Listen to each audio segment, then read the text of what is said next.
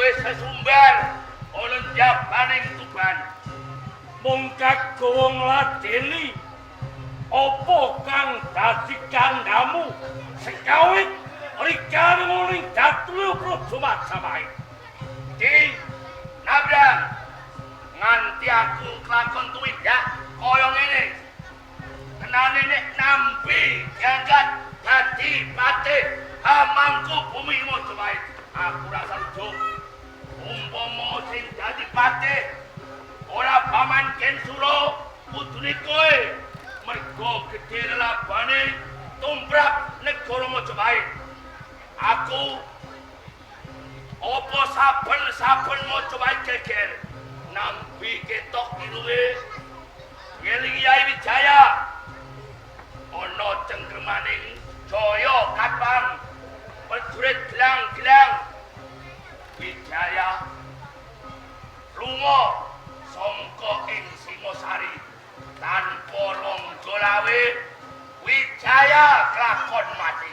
Mama omripatmu kowe kudu ngerti. Saya meneh mung undamana marang Nambi.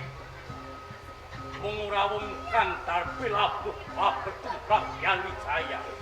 Aja nambine sing kok waske wong tuane Nambi.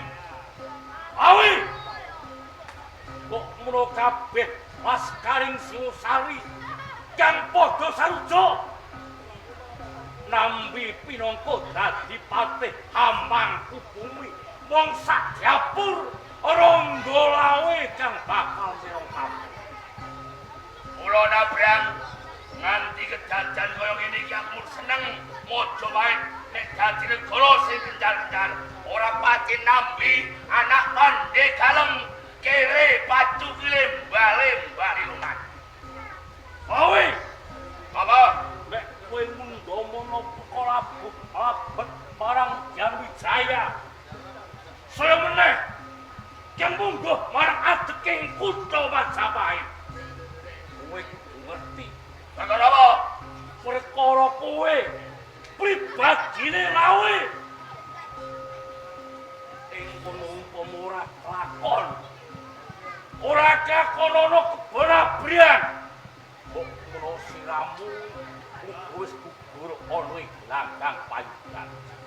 Perkara apa? Kowe kelingan.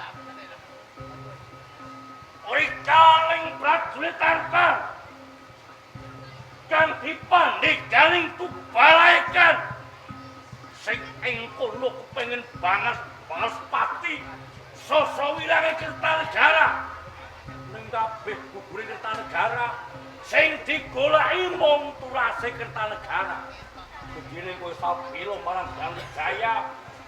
Apa kira kelingan rikala tangga samudra Nabrang uga mbiyantu marang siramu nyelametake marang Jurajawu. Padha karo aku Nabrang. Iya apa?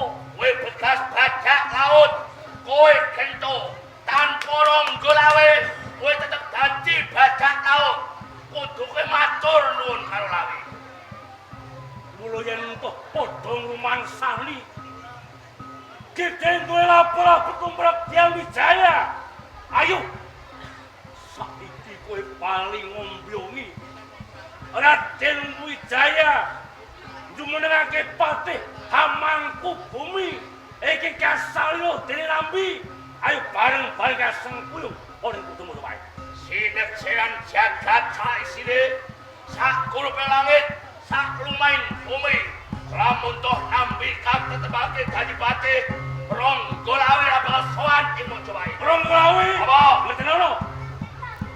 Ateking Majapahit Jaya Mekawi bawaning Hyang Wijaya. Mengko bakal mbak tua pinangka anggane kebonabrang kang bakal depani. Kowe nantang rongga lawe. Ini apa?